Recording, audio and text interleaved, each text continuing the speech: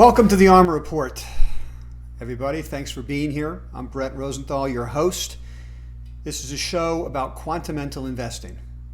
It's the combination of quantitative execution and a fundamental foundation, and together that creates the information edge that I try to share with you every time I come on this channel. Thanks so much for being here. This was a big month for us in many different ways. We're going to unpack some of that today. Of course, I'll get to questions and answers at the end, so feel free to load up that board and then we'll go through them. But first, I just want to share some thoughts. Of course, the ground rules, right? This information that I'm sharing with you, I use in my own personal portfolio, and for investors I manage money for at Interactive Brokers. We have an affiliation there. Of course, don't forget, give me a thumbs up if you enjoy this, all right? And you can subscribe either to this YouTube channel or the ARMRReport.com, both the free version and a subscription to become an insider. And as an insider, you're going to get access one-on-one to me. You're going to see what stocks are in our three separate portfolios: conservative, balanced, aggressive, where we buy them, the prices, the stops.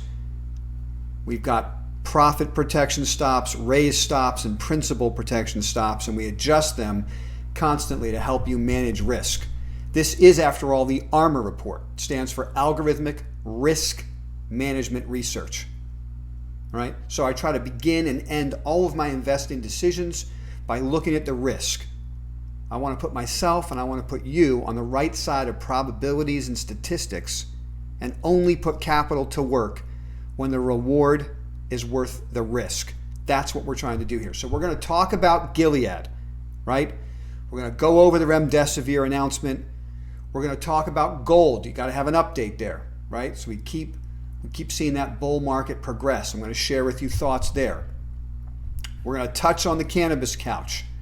I'm going to go over canopy growth for a second, okay? And then I also want to just share some thoughts and philosophy about the market direction. You know, there's a lot of talk and concern about, will we go revisit the lows of March, and how fast will that happen? So I'm just going to share with you some thoughts about all of those issues. Let's dive right in.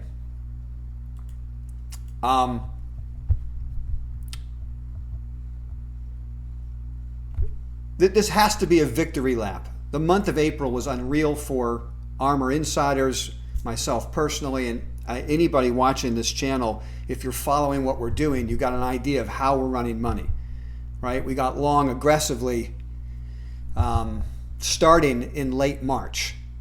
And I shared with you, and anybody who's part of the free subscription to the ARMR Report action alerts, you can just go to right there's the website, ARMRReport.com.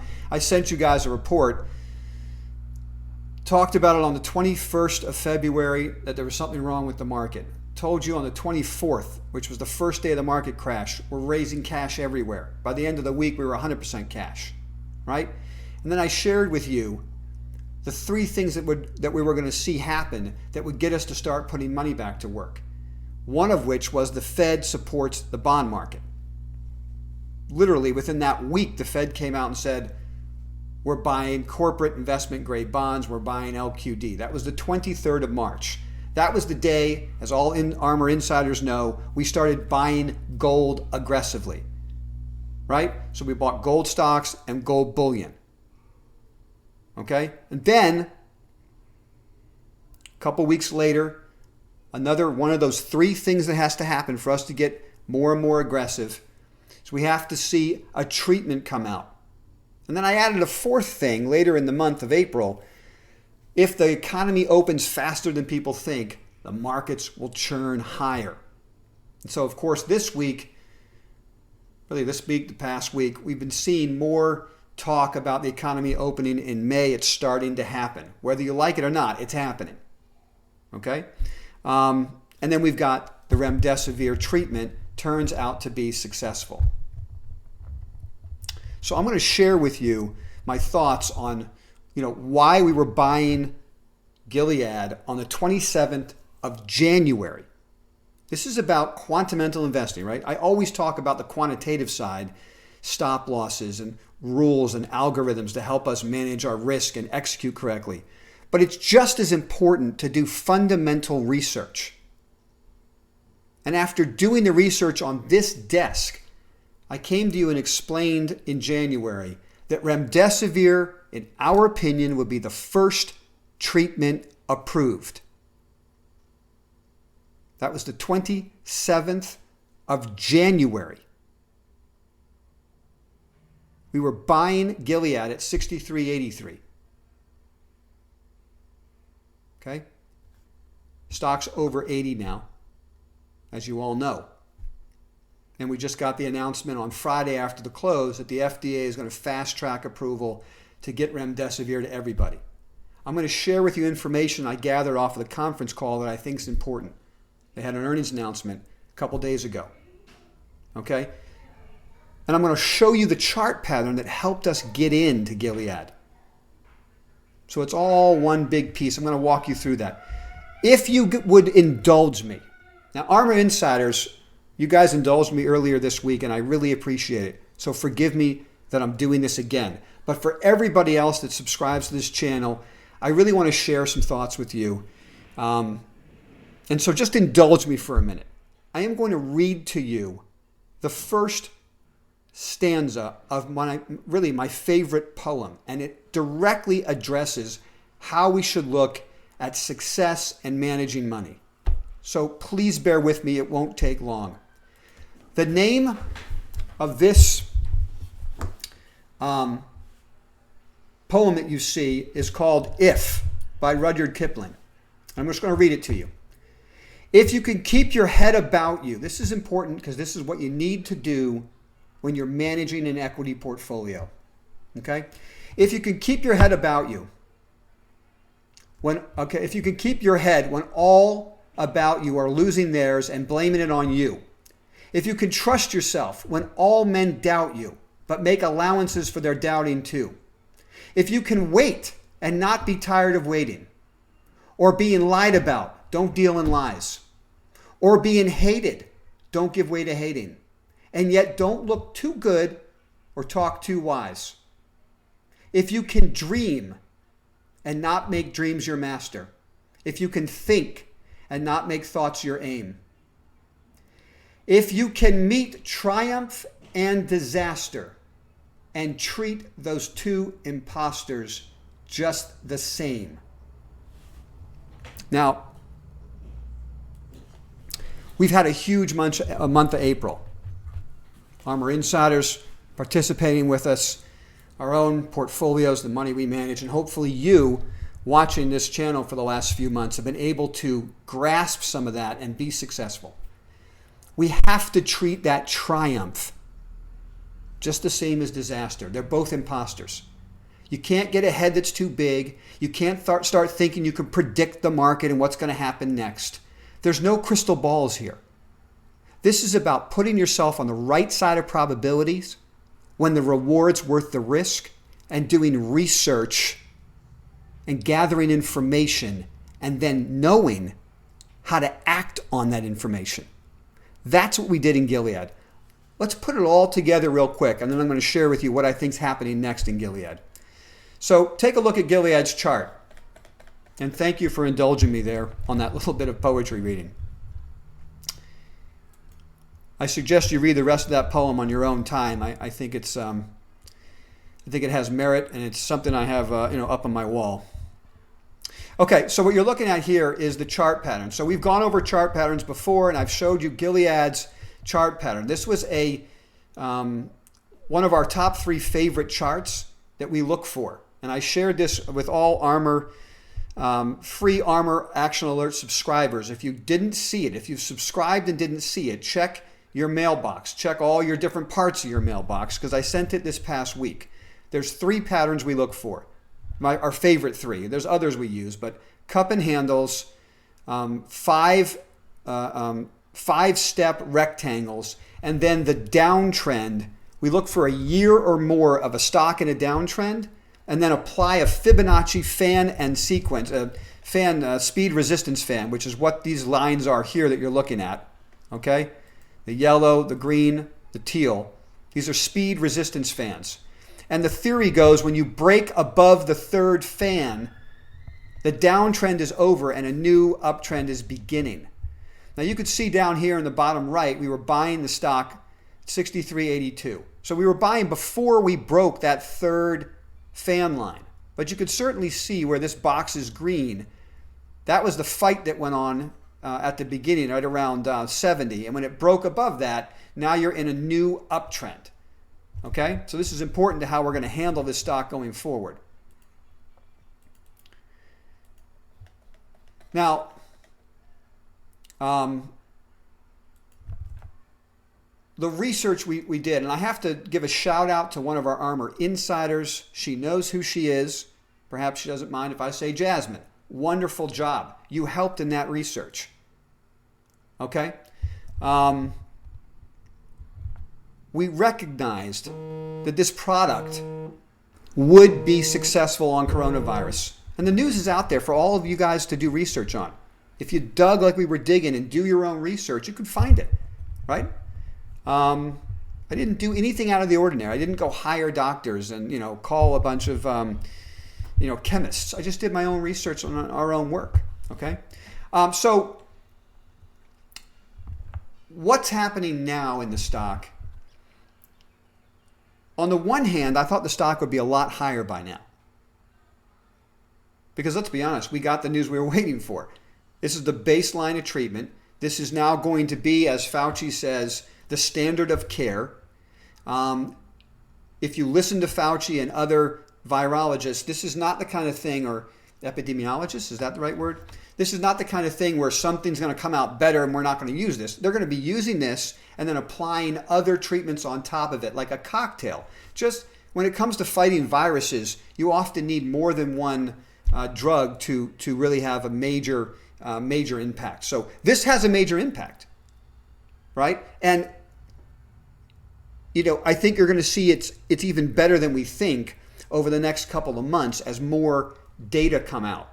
Okay, but here are some thoughts I have for you on Gilead. There's a lot of naysayers. People say they're not going to make any money on the drug. People say it didn't do enough. All these naysayers, let me just tell you, have been saying nay since 63.82. So clearly they know nothing, right? We've made a lot of money on the stock already. Okay, so the bag we're holding is green, right? We're bag holders in Gilead. Proud of it, right? Making a lot of money. Already taken a lot of profits off the top. Now we've earned the right to take the risk to carry this position further. I always like to say that. I like to earn the right to take the risk. So should you initiate a position now at 81? I don't know. That's up to you. You can make that choice. Maybe it's not a bad choice. But the time to buy the stock was 63.83. Right? And now what we're doing is we've earned the right to continue to own that stock as it churns higher. Important information off the conference call. Number one, they talked about a lot of things. This is what I think is important. I'm going to boil it down, share the information that speaks to me and I think speaks to institutions. First of all, 3 analysts came out and downgraded the stock after earnings. All right? These guys have never liked the stock. So I don't really care what those people say. They've been wrong all the way up. We were originally buying the stock. It was on the ARMR whiteboard in the 60s because it's a great company that's in the midst of a turnaround having nothing to do with Remdesivir, okay? The stock is worth owning, having nothing to do with Remdesivir. They have a cash cow that's helping them fund acquisitions, that's helping them build themselves into a pharmaceutical company of power. Okay? They have many different products that are proving successful. So we believe in the management team. We believe in the pipeline. The company's got tons of cash in the balance sheet. They're paying, at the time, it was a 4% dividend yield. Okay? The dividend gets paid in June. Right? It's got all the hallmarks of a stock to own in a normal environment. Now put on top of that potential for Remdesivir right now and in the future. This is a drug that works on coronaviruses. Okay? Dr. Fauci explained that it actually attacks a particular, I think he said, and correct me if I'm wrong, an enzyme that stops the virus from being able to replicate. Okay, so it's here to stay, and it's going to be good with other viruses. So let's address the issue that they're not going to make any money. Okay, they are going to make money. They have donated enough vials to treat 150,000 patients. That will be used up in the next 3 months. Okay, so do I care that they're not going to make money in the next 3 months off of Remdesivir? I don't. I want to own the stock anyway for the rest of their business. And I understand that these vials are being used for compassionate use. They're being used for collaboration with other drug companies that will be used in a cocktail. They're being used for phase 3 trials. That's just the cost of cost of goods sold. It's just the cost of building a drug franchise. And it buys them a lot of goodwill for doing the right thing. Great, well done. Now, analysts were upset. There was like 5 different analysts asking the same question 5 different ways. What's the profit margin on the drug? And the management said, guys, 3 days ago we found out the drug works. We don't have the business model set up yet. We will tell you in the next 3 months. By the next conference call, we'll have already told you what the profit margin is going to be. So right now, question is, do we want to still own the stock? I'm not telling you what to do. I don't know you. I couldn't possibly recommend to buy a stock. Do we all understand that? Are we all grown-ups on this show? Okay? This is what I'm doing for my own capital, for people I manage money for ARMR insiders. We do want to still own the stock. Right? Right now, analysts hate it, and analysts think they're not going to make any money on it, and the profit margin is going to be terrible. Okay? I believe we'll find out over the next 3 months that there'll be a decent profit margin, that they'll be using this as a franchise, they're going to leap from here and build out other products. On the call, they said they already see the ability to turn this into an inhalable product, which is much more effective than intravenous because it puts the drug right into the lungs, which are having the problem. So we'll see that news come out in the next few months. We're also going to see news about trials that have completed in mild to moderate cases. So if the drug works on people that are on ventilators that are about to die, it's logical to assume it's going to work even better if you catch it earlier in mild to moderate cases. It's logical. I don't know anything, right? I could be wrong, but it's logical, and I've earned the right to take the risk and carry the stock into those announcements. I think they're going to be profitable. I could be wrong, but I think that it'll be successful. It's a logical conclusion. I'm putting myself on the right side of probability and statistics when I say that. Okay? So the company will make money on the drug. We'll find out in the next couple of months. There'll be other trials that come out that continue to corroborate the success. And they're going to be able to turn this into probably an inhalable product. All of that's bullish for the company. In the meantime, I pick up the dividend. I don't own the options anymore. I don't want options. The risk of Remdesivir failing is off the table. So now I'm ready to own the stock again and collect the dividend while I wait for this story to unfold. Okay? One more thing to look at, and I'll move on. Take a look at this chart pattern. You're going to see this uptrend line, this green uptrend line right here is following this 50-day moving average. Okay? Clearly, at every time it pierces the 50, going back to when we originally bought the stock, it finds support. I mean, it's so clear, it's unbelievable. The tails that come down and touch the 50 and it shoots higher. Okay, let me blow it up for you so you can see it a little bit better.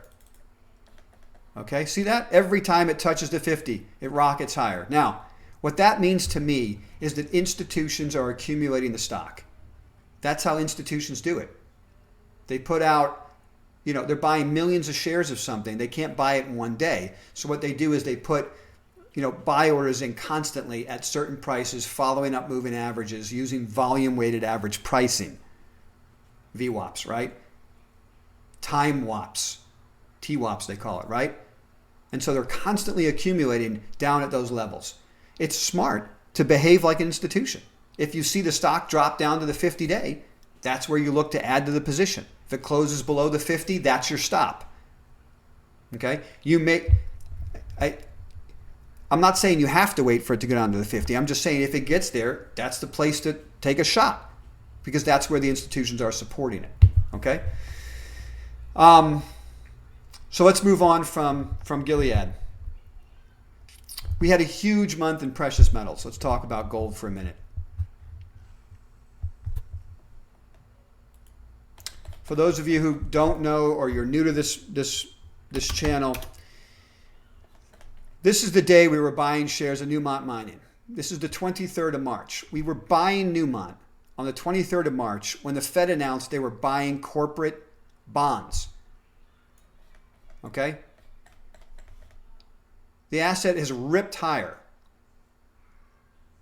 All right, we've booked a little profit up here, but we're carrying a big position. Now, this is something I wanted to talk to you guys about who are following me, whether it be through this channel or, on a more close basis, ARMR Insiders. I could do everything for you when it comes to how to buy stocks, how to learn how to buy weakness in the midst of strength. That's what we were doing in Newmont, right? Nice big uptrend, weakness, we bought it on the 200-day. Okay? No brainer. The risk reward was right. We bought the stock. And I can share with you principal protection stops, raise stops, and profit protection stops. But what I'm not going to do is tell you when to book a profit at a target when it's skyrocketing. That's totally up to you. It's a personal endeavor. If you're a swing trader, you might have sold the whole thing and booked a profit already. If you're somebody who buys and tries to hold as long as possible, you haven't sold any. If you're me, I'm kind of a hybrid. I like to trade around the core, I like to say. So I have a core position I might hold. So down there on the 23rd, I put 10% of my portfolio in Newmont. That's a huge position for me, right? Normally 5% is a core. Okay? So when the stock skyrockets, I book some profits. I still have more than 5% in Newmont, but I've carved it down, trading around the core. Okay? Also, when you're following me insiders, you're in the Slack room every day, and I'm telling you what I'm doing during the trading session on the desk, and I tell you if I'm looking to buy or sell something. I'm looking at the total portfolio exposure, and I don't know your exposure. As an insider, you can call me and ask me, and you'll tell me your portfolio, and I'll share with you my thoughts of how I would handle it. But if you're just watching me in the Slack room, as all ARMR insiders are allowed to do and participate, if I say I'm reducing some exposure across the board in, let's say, the metals, I might have, in fact I did, 60% of my capital invested in the metals. That's enormous, right? That's way too big. Normally I won't put more than 25 or 30% in any one group, right? So I'm more than double what's normal. That's because we're in a non-normal market. We had a unique opportunity at the end of March when the Fed was, opening the spigots. So I took a massive position. So when I'm selling the position down, booking profits, if you only have 15 or 20% of your portfolio, let's say, in the metals, you don't have to do what I'm doing. Okay, so please be advised. If you want specific thoughts on your portfolio as an insider, you have the right to call me. So just pick up the phone and call me, and we can go over what you've got, and I'll share with you what I think might be a good plan for you. Okay? The gold report. I told you guys last week, the last couple days of the month, every single month, depending on where the options are, where's the sweet spot in the options, you got to look for the takedown. So most of the time, the sweet spot in the options, if the market's in an uptrend, is lower. And so I told you guys starting the week that 1696, 1695, 1696 was the price that we thought, the spot price that we thought gold would hit by the 30th of April, because that was the sweet spot. And it was trading, of course, above 1700 right up until Thursday, and it got whacked over a 1 hour period right down to that price and then flatlined. This isn't magic, guys. It happens every month. All you have to do is understand options expiration, see where the imbalances are, and you can figure out where it should trade. Now, does it happen every month? No. Maybe 3 out of 12 months it won't do it. It'll just blow right through whatever the situation is. But most of the time, gold will come down to that price. And it didn't do it all week. And then on the last day of the month, boom, they ripped it down. And it was a scary day because then all the stocks sell off hard and everyone's panicking, right? And then Friday, we're getting new highs on some of the stocks in the portfolio. I mean, just as an example, Newmont is off from its high, but, wheat and precious metals just blew out to new highs again, okay? This is a stock that has 60% of its exposure to gold and about 40% silver. It's a royalty play. All the royalty plays did real well on Friday. Franco-Nevada is another royalty play. And of course, Royal Gold is a royalty play. Okay, but clearly, wheat and precious metals was the runaway winner. All right, so what do we think is going to happen this week? We're past the shenanigans of options expiration, and we go back into the bull market that we think we're in, right? I think I told you guys that Monday was supposed to be a bank holiday. They're not doing that. There is going to be a price fix for gold on Monday in London, and it looks like they've pushed it out to, I think, Friday of next week. I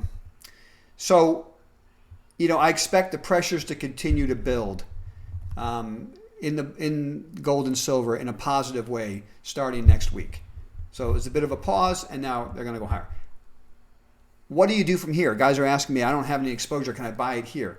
Again, it's very hard for me to help you I'm in this regard. I'm not telling you not to do it.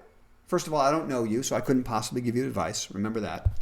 But for people who ask me, ARMR insiders might ask me, I don't have any exposure. What do I do?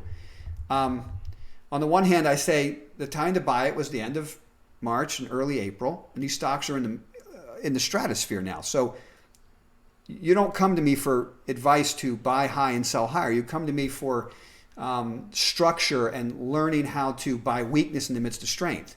So having said all that, I think the fundamentals are wildly bullish for gold and silver. So, I guess I can't help you with that. But what I would say is gold, I'm hoping these stocks will make like some type of a pattern up here, a structure up here that I think is buyable again. And I'll let you know if that happens, like a high tight pennant that lasts more than a week. I mean, like a real, maybe they build a base up here, or maybe they wait, just go sideways until the moving averages come up to them. And then we can say, yeah, take a shot here, because if it closes below the 50, we get out. We know we have a manageable stop. Okay, we don't have any manageable stops at this level. So, I can't help you with that, but I do think the assets are going a lot higher, and I think silver is ridiculously undervalued, particularly if the economy starts to pick up again. Silver tends to be dragged down by industrial metals, and we're starting to see a bounce in some of these like copper and whatnot. And if we get that bounce, we should see silver start to move higher. ARMR insiders have been asking me about small cap gold stocks, and I am going to update you on a couple. I've been doing research. I'm never going to come on YouTube and talk about a small cap stock, guys. And that's not, I don't mean to disappoint you, but I don't ever want to be the guy on YouTube who seems to be touting small cap stocks, right? That's just never going to be me. First of all, they carry a lot more risk. So I don't normally advise small cap anything for most investors who are trying to manage their risk. And I'm never going to be the guy who comes on YouTube and says, buy this stock, which I already own, and you all get excited and drives the stock up and I sell it. Like, I'm never doing that. Okay? So as an ARMR insider, I will tell you, I'll add it to the portfolios, the aggressive portfolio, and I'm doing research on companies. This is what I'll share with you on YouTube. Okay? You have to do your own research. As a YouTube subscriber. What I will share with you is I'm looking for small cap names that have properties, this is key, adjacent to big cap companies that I love. Take, for example, Newmont Mining. Love Newmont Mining. There are some small cap companies that have properties adjacent to some Newmont finds, which make us feel two things. Number one, we know gold is there. So this is not some wildcat in the middle of nowhere. This is a company that's got a property in close proximity to a property already producing.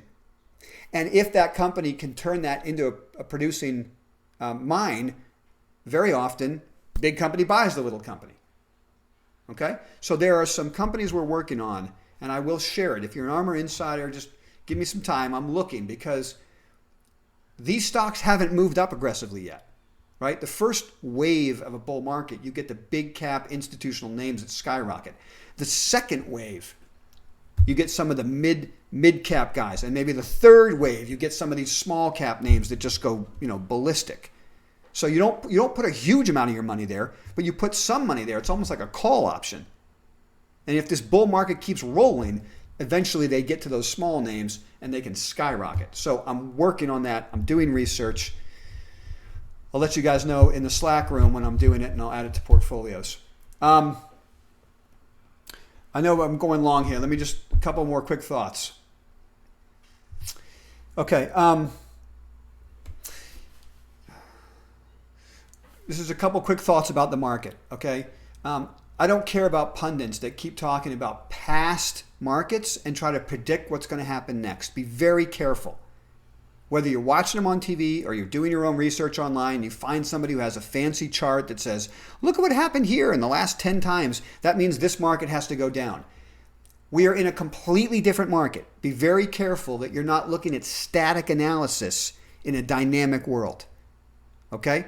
If those other 10 examples that they're showing you were during periods of time where there was massive, colossal amounts of liquidity, then maybe it has merit. Okay, but right now we're in a time of more liquidity and stimulus than any time in history. So using past examples to predict what's going to happen next with the market is a major mistake, in my opinion. It's best not to predict. It's best to use structured approach with stop losses, put capital to work. Don't guess what the market's going to do next. If you have a bunch of positions on and they all get stopped out because they hit principal protection stops all at once, you know the market's going a lot lower. You raise cash, you get hurt that week, okay, it stinks, and then the market goes a lot lower and you put that cash to work at more advantageous prices. We just did that in February, right? February 24th, we started raising cash and we got whacked for a couple days because we raised cash in one account 100%. On the 24th, but then over the next couple days we were getting out of the rest and it hurt that week. But then of course we had huge amounts of alpha 3 or 4 weeks later. Okay, so you don't have to predict. You just follow a strategy that you create when the TV's off and the market's closed and execute ruthlessly. Okay, tight stops versus relaxed stops. Because you guys are asking me a lot about this in the Slack room. And what stops do we use? So in a market where the Fed's reducing liquidity, I'm going to use tight stops. In the market where there's an unlimited amount of liquidity, I'm going to use more relaxed stops. Okay, I'm trying to hold things longer if I can. I want the market to prove to me that it's going to collapse back to the lows of March. I don't buy it. I don't think it's happening. I'm not going to fight it, right? It hits my more relaxed stops, I'll go to cash. I'll have a bad week and I'll go back to cash and I'll say, hey, you know what? I had a huge run and I gave some up off the top. That's okay. I like to say this, guys. I look at my net worth at the end of the day. I see these huge profits that piled up in April. It was lots of fun. But at least a third of those profits are phantom. They're just fluff. Until you literally book the gain. If your stop is down here and your trailed stop is down here and the stock is up here, you're going to lose some of that fluff. So make sure you program your mind at the end of each day. What do I really have? I could probably get out of this and I'm probably going to give back 25% to 30% of the profits. And if you don't like that, then you got to book some profits right now. Take some money off the table. Okay? And then follow the rules religiously and follow those stops. All right. Last thing I want to say, and I'll get to questions. Rule number 25. Rule number 25 on the ARMR Investing Rules of the Road. All ARMR insiders, all subscribers to the ARMR Insider Report, you can go look at the rules of the road. Rule number 25, very important. 3%, 3 days. 3 is a very important number in technical analysis. I can't tell you why. It's just human, technical analysis at the end of the day is human psychology. It's that's why Fibonacci sequences work on the market, because it's nature. It's nature and herd mentality. And so what I wanted to say is the market sold off hard Thursday and Friday. Okay? 2 days of a sell-off means nothing to me. Nothing. It's totally normal volatility in an uptrend. 3 days in a row, we've got a problem.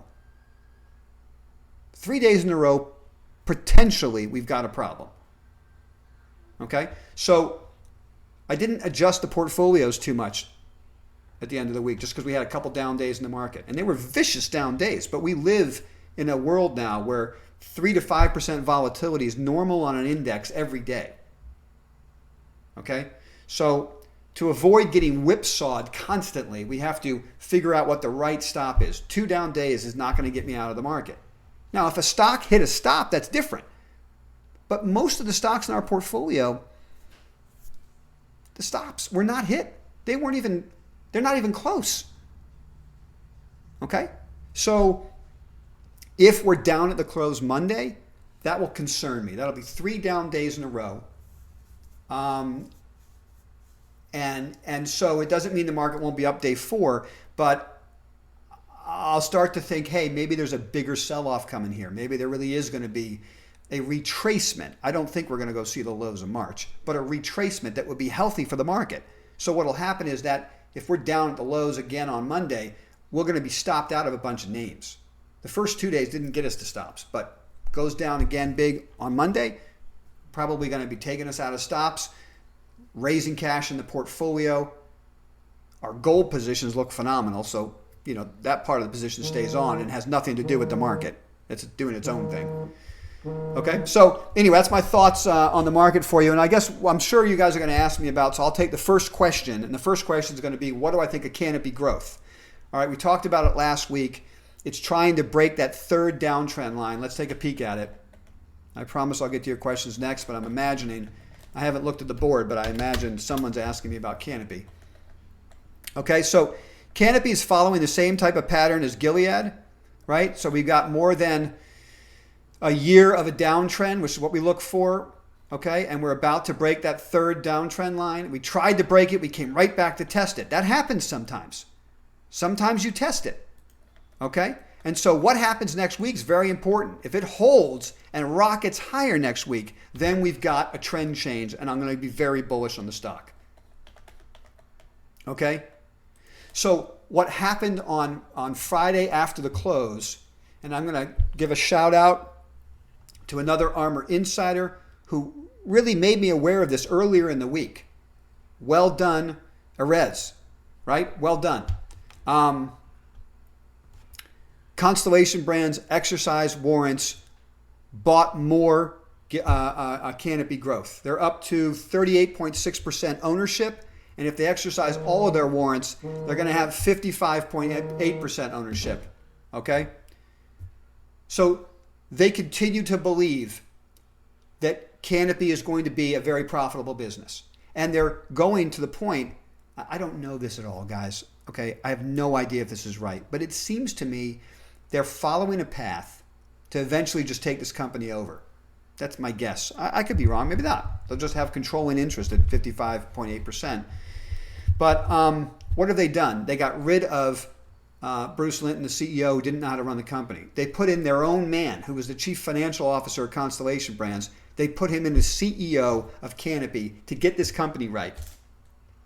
He told us, the last earnings announcement, that this 6-month period, he's cleaning house.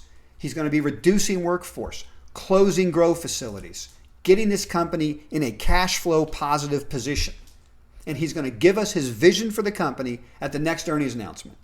I think he'll also reveal the drink that we're all waiting for. Okay? If all that happens, I think the stock goes up from here. I'm not telling you to buy it. I don't know you. This is not a recommendation. Okay? We're all grown-ups. This is what I'm doing for myself. ARMR insiders know what we're doing. Okay? But obviously that was a very bullish announcement.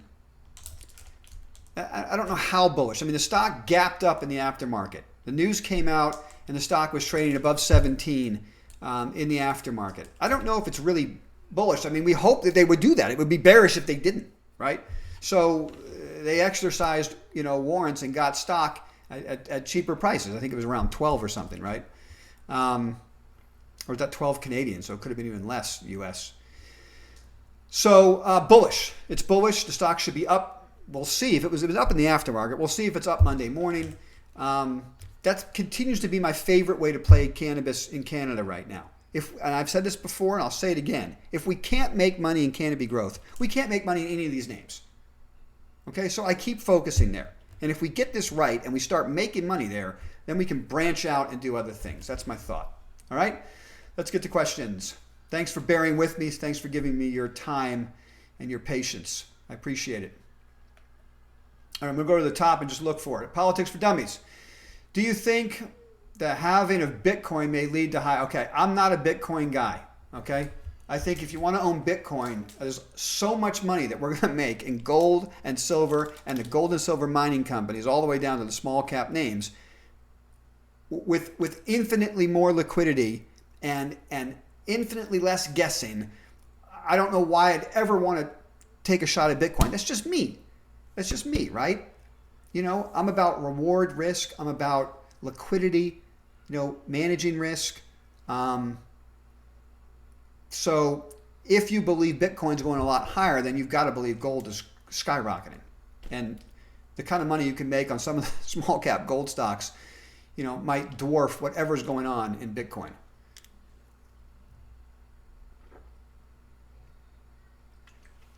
But have at it. I mean, if you like the idea, have at it. I'm just not really good at it, okay? Any thoughts on Constellation increasing stake? Okay, there, I explained that, right? It's a bullish thing. We'll see how the market reacts to it, Nick. And if the market really reacts to it well, we might be adding to that position, okay? I mean, we might make it a 2x position. Any thoughts on TAP and Bud eventually becoming involved in cannabis? Tech Monkey. I think Bud is involved. Who are they involved with? I can't remember right now. They've got a piece of somebody.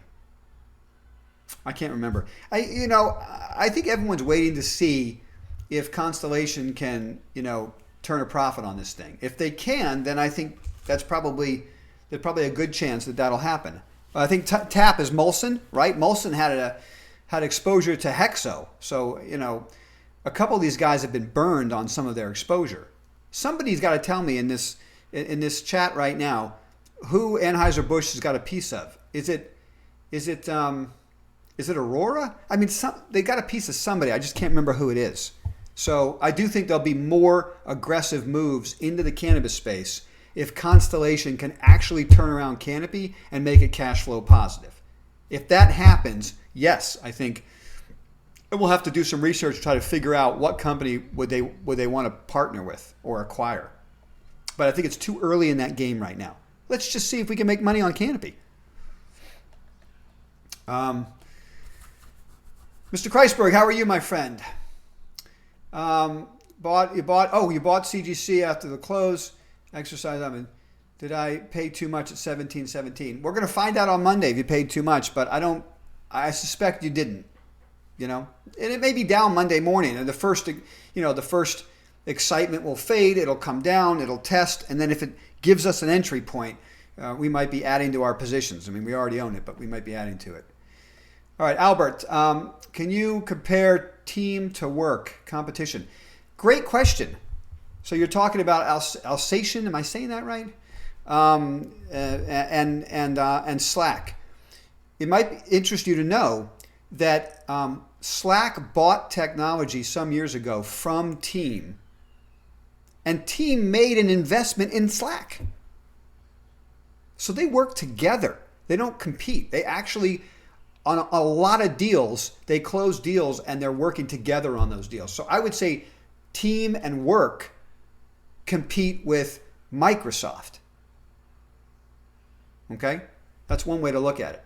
And let me tell you, they're eating Microsoft's lunch on a lot of these deals. Microsoft is doing their own thing, and they have that whole team set up with Skype and whatnot. But it really, I think we're seeing these two companies, separate themselves from the pack. Brandon, Brett, you have a Disney shirt on. I do. I've been playing with my daughter today. So this says, my favorite Disney princess calls me daddy. That's right. And you know what? I'd like to own Disney stock. I think they're going to announce earnings next week. I'm not going to own it in front of earnings, but I might be interested in buying it on weakness after earnings. I might. We'll have to see. Tim Kennedy, great Kipling poem. Thank you so much for indulging me. I appreciate it. Better understand Fed's firepower. Do you think what they've done and said they'll do they have the power to put us back to all-time highs if COVID eases up? Tim, honestly, I really do. It's very hard to figure out how high this can go. I'm reading stories right now that the market's rebounded and the bond markets are rebounded, and the Fed hasn't bought anything yet, which I find astounding. I'm not sure that's true, but I'm reading that story. If I'm seeing that written about a lot, and if that's true, then think of the firepower they have. They haven't even done anything yet. They just said they were going to do something, which got the market to front run them. So now they don't have to do anything.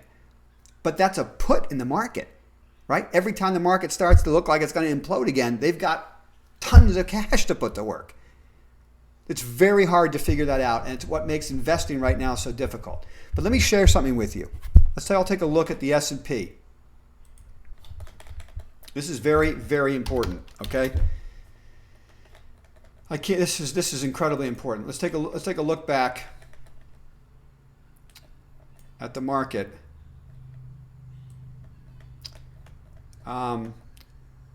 Okay, this is 2008, 2009. Okay, let me blow this up for you. So the market crashed, and then it started to rebound. Okay. Now I'm putting this green box here because this is kind of where we are right now. So look at 2000. Here's the bottom in 2000. In March, by the way, is interestingly enough, in a weird twist of fate, history seems to repeat itself. In March of 2009, the Fed came out and started quantitative easing for the first time in history. Okay? The market ran up to the moving averages. It took a little time to consolidate. I guarantee you, right in here where my hand is, every pundit out there was telling you the market's going to go down and retest the low. Okay? Every pundit, right? And the market just skyrocketed again. You did not get a 10% correction until May of the following year. April 28th, it peaked, and you had a 10% correction. Okay? That may answer your question. I know everybody out there says the market has to go back down and retest and all this stuff. But we have more liquidity pledged to the market now than we had in 2009. And in 2009, let me tell you, the world was coming to an end in March. Okay, I don't know if you remember this. And I was in the thick of it. Okay? People were saying, run out to the bank and take all the money you can out of the bank and put it in your mattress. Banks are going to go, broke, and we're going to have a Great Depression and runs on banks. And none of that happened. Okay? But it was insane back then. Nobody thought the market would recover. And Ben Bernanke said, we're going to do QE, and no one knew what that meant. And the market did not have a 10% correction for a year and a half. Or a year and a quarter. Okay? So what happens this time? Everyone's going to keep waiting for that major retest, and we might not get a 10% correction for I don't know how long. Look, Tim, I don't know what the market's going to do. I'm just going to follow our rules. We're going to put money to work. We get stopped out, we'll go to cash. We'll use the risk monitor for our next entry point. But if you're talking philosophically now, the sky is the limit when the Fed's out there with an open checkbook and the government is spending, trillions on stimulus packages. And this is all of that is another reason why we're focused on precious metals, right?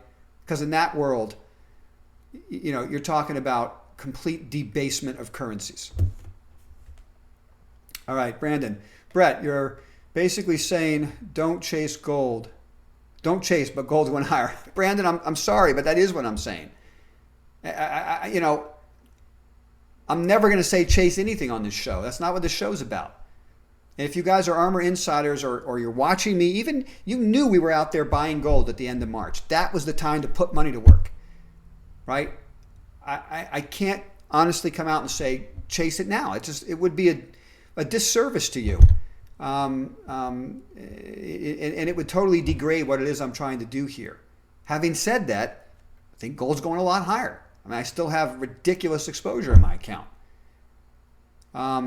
So for people who missed that entry and you're frustrated, what I would say is we need to see weakness that brings us back down to a moving average that you could buy, like the 50-day or even the 25-day, which we haven't gotten, or a consolidation up here, some type of a pattern where we can buy it and say this is a reasonable stop loss. Like let's say it makes a big pennant over a 4 or 5 week period. We say, okay, let's buy that pennant. If it breaks it below the pennant, we're out. You see what I'm saying? But right now, I can't really tell you what the stop would be that would make any sense, and so I can't recommend adding to it right here. The only thing that hasn't run away yet is silver. Take a look at silver just for a second. All right, here's PSLV, right? Sprott Physical Silver. Whoops. We don't want that. Right? So, silver's not even close to its highs, and Sprott Physical Gold, is at close to new highs, right? So silver is dramatically underperforming, and you could argue that you could buy this pennant and sell it if you had to at a decent stop. You could say, here's your pennant in silver. Okay, something like this, right? And you could buy some silver in here, and if it breaks down out of that pennant, you got to get out because it could easily come back down for some crazy reason. But there's a pennant that you could probably give a shot to, and then you can look at. And I'm just throwing out there Pan American Silver. Well, see, that stock's not even down. This is one of the best silver companies, big cap silver names, institutional type sponsorship. But that stock's not even down. So I don't know. It's a tough call. I'm going to have to leave it up to you if you don't mind. All right. BTG gold stock going to explode. BTG. What is that? B2 Gold Corp. All right. I'll take a look at that. I don't know that company. Thanks, Nate. With the market going down and gold price going up, Q1. All right, we'll see about that. I'll do some research on that. Thoughts on Kronos? God, Buff Buds. I struggle with that stock. I hate the management team, and I don't like to invest in companies where I don't like the people who are running it. I think they're making a lot of mistakes. In the meantime, Altria is connected to it. Altria believes in the company. They've got $1.8 billion in cash. But the stock acts poorly. The stock doesn't act right. So I'm not in the stock right now. Better to put on JNUG then, Brandon, asking me about, okay, is that a triple? I don't ever recommend buying 3 times of anything. Please don't mess with 3 times of anything unless you're day trading it, but you're losing so much value. And after what we just saw happen to USO, these type of ETFs, you don't even know what you own in these things. You got futures, you got options, they're rolling. I mean, just stay away from that stuff, man. It's not even, look at the way the stock's trading. It's ridiculous. This is the junior golds, right? Look at where the stock is trading. Junior golds. Now GDXJ,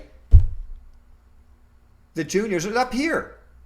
So why is JNUG flatlining? Why is that flatlining? I submit to you, it's not a real asset. Look, I don't know. You do whichever want, whatever you want. But there's something totally unkosher about that setup. Something's not kosher about that. I don't know what's wrong with it. I don't mess with that stuff.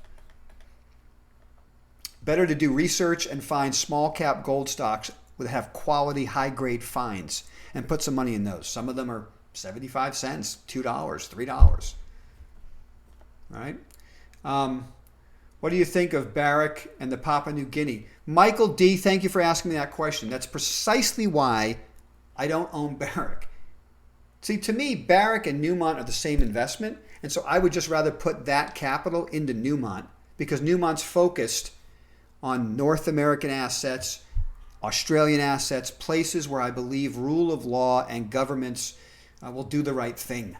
Okay, and then Papua New Guinea says maybe they're not going to give them a lease. This is precisely the problem with some of the properties. Now, having said that, I'm not telling you to sell Barrick. I mean, I think it's a great company, Barrick. I think it's a great company.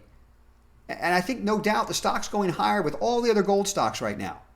But if gold gets above $3,000 an ounce quickly and silver's above 50 and things are going berserk, I want to make sure all of my investments are in countries where I believe the rule of law will prevail. That's all I'm saying. So at the moment, there's nothing wrong with Barrick. If you own it, it's a great company. And I wish I could buy it. I like the company. But I just think to myself, for my Barrick money, I'd rather buy Newmont. That's just me. Okay? Nick. Uh-oh.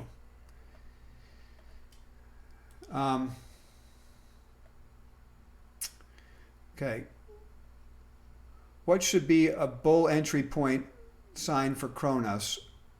Nick, let's just see if we can make money in Canopy. If we can, then I'll think about getting into Kronos. But it's not active. It's of the three stocks that I like, which is Kronos, Canopy, Afria, and Kronos. Kronos acts the poorest. My bull entry point is when they announce the CEO's been fired and they're putting somebody else in their place.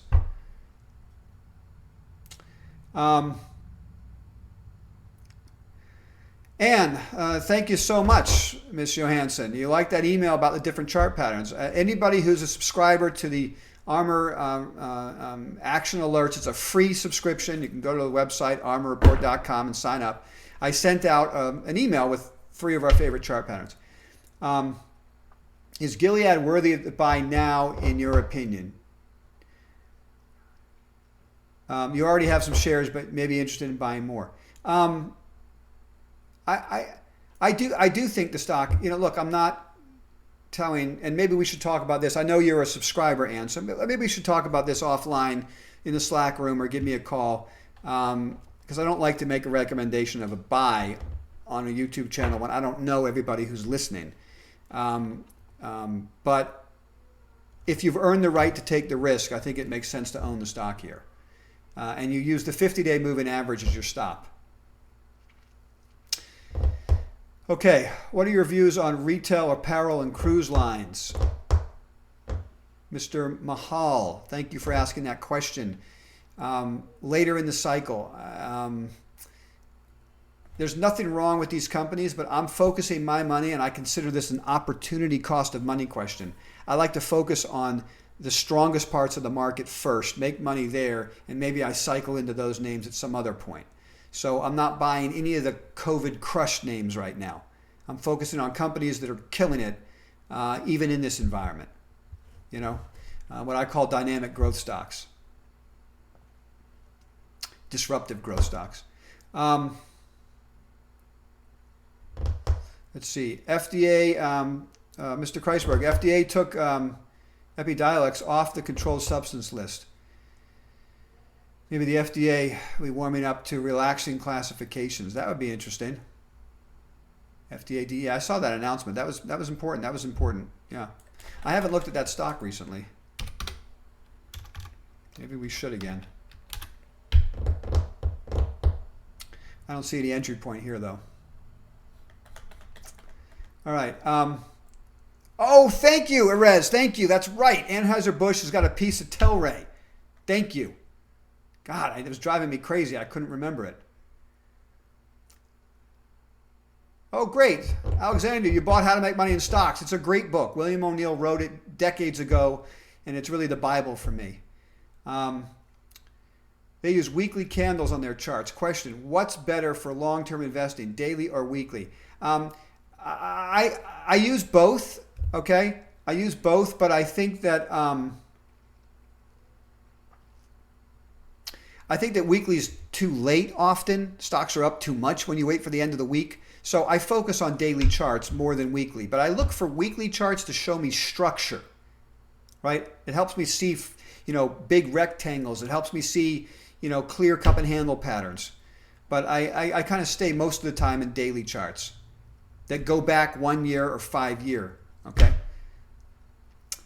Tech Monkey, I'm a beginner. Do you think Apple might be a good buy on weakness? Okay, stock splits don't put stocks up, so don't ever buy something because you're hoping for a stock split. Okay, that's not a reason to buy a stock. I know that the philosophy behind that is they split the stock and then more people could buy it because it's cheaper. But if you look at a large body of evidence and do research, stock splits at the end of the day aren't really going to help you.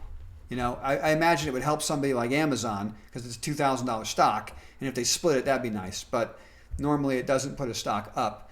I don't know. I kind of liked Apple's earnings announcement. I thought that was a pretty good report. I don't own Apple. It's never a stock that I really focus on, but I thought it was a decent number. So something to think about for sure. New York Jets, I love it. Can you look at YANG?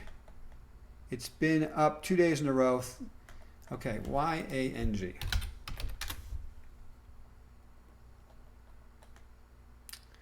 Okay, well there's another problem, okay? I don't get involved in anything that's 3x. If it says 3x by it, they have to use too much futures and options to create the instrument. And it does not perform the way you think, except for in very short periods of time. So if you're asking me about day trading, go ahead and have at it. But I would never hold one of these assets overnight because you're just losing money literally every day because of futures and options. If you don't understand that, then you got to do some research on futures and options, okay? The time value is constantly deteriorating. And if your question is, should you be shorting Chinese stocks, there might be value in that idea, but let's don't be greedy and do something that's 3 times. Let's just find a normal 1-to-1 asset and short it if you want. Okay? It's just a question. You come here and you watch this because this is about algorithmic risk management research, and I'm just telling you there's no way to manage the risk in a 3x position. All right. Brandon, bought a lot of gold in this past week, roughly 55%. Bought up a lot of gold. Well, good for you, man. Good for you. If you took some action on Thursday with this total bogus takedown, which I told you was going to happen, and you took advantage of that, well done, man. 20% metal, 35% mining. Good for you. Okay. Yeah, Mag Silver. Well done. Well done. Michael D. Looks like most of the royalty companies are getting revenue from countries that have no U.S. dollar swap accounts. Which royalty companies do you recommend? You're right, right? What I said a minute ago was I like companies that have properties that are in countries that I feel most confident in. And every now and then I dip down into Mexico, but don't believe for a minute I have confidence in Mexico. But you just get the best silver plays in Mexico. So, I'm not making any recommendations here. I do think that, Wheaton Precious Metals is my favorite one, but I've owned Franco-Nevada before, and I've owned Royal Gold before. So I like all three of those names, with the caveat that, they've got some properties in places that, not now, guys, not now. But if gold were to explode higher in a short period of time, then we would have to ask ourselves, what do we do with these positions? Now, guess what? You're going to be making a fortune on them. So you can go buy any of those names on your own if you want. You're not going to get hurt in those names now. I'm just looking at building a long-term portfolio. And on the off chance that we get an explosive move higher in a short period of time and some country decides to nationalize their gold mine, I don't want to get caught in that.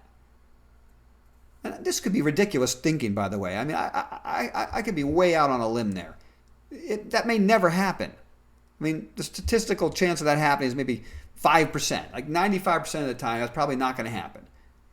But for my money, it's opportunity cost of money. And it's just a question of how I can't own every stock. So I got to figure out which ones I'd rather own. And the way to whittle it down for me is to own the ones where I feel confident in the governments. Does that make sense? Okay.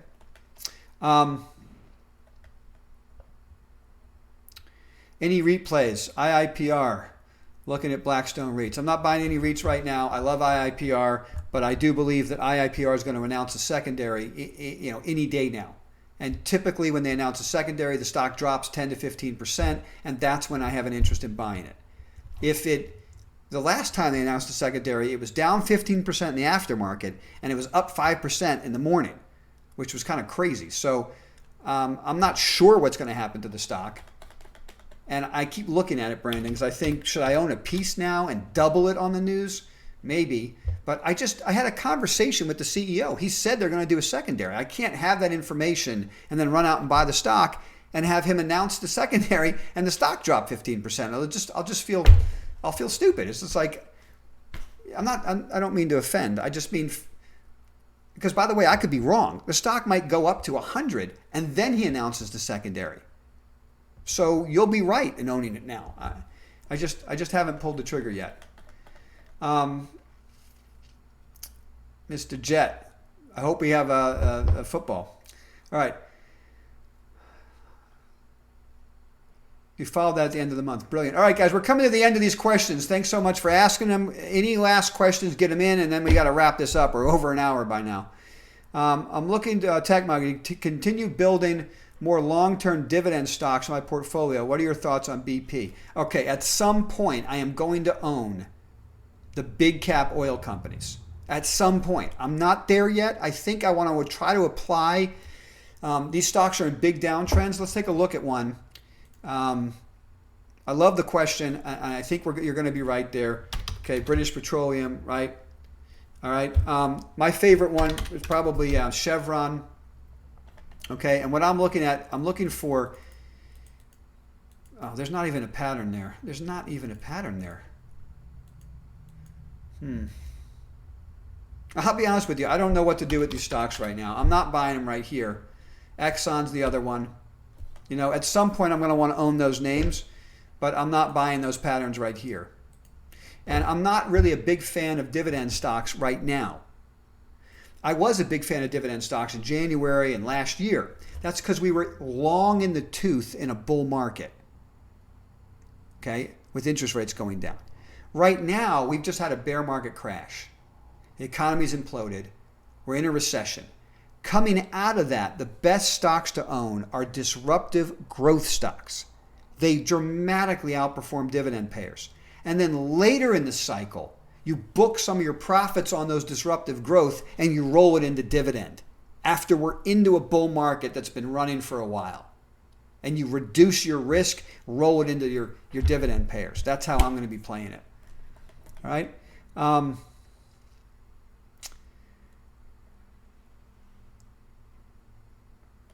I am in Sandstrom MTA. I'm not sure if that's a question there, my friend. Eli, you talking about Callaway Golf? Okay, interesting. All right, guys, thanks so much for spending time with me Saturday. I really love having these conversations. It helps order my thinking. I look forward to seeing you guys on Monday. We'll do another ARMR education video and go over more charts because there seems to be a lot of questions about charting and analysis and finding the right entry points. So we did one Monday. I'll do another one for you this Monday. Okay? So I'll see you guys there 4:30 tomorrow or Monday. I guess that's it. If you guys have enjoyed this, don't forget, give me a thumbs up. Ask me any questions in the comments section. That helps me out too, right? Build up some comments. For some reason, YouTube loves that, and I'd be more than happy to answer questions. All right, guys, take care. Have a good weekend.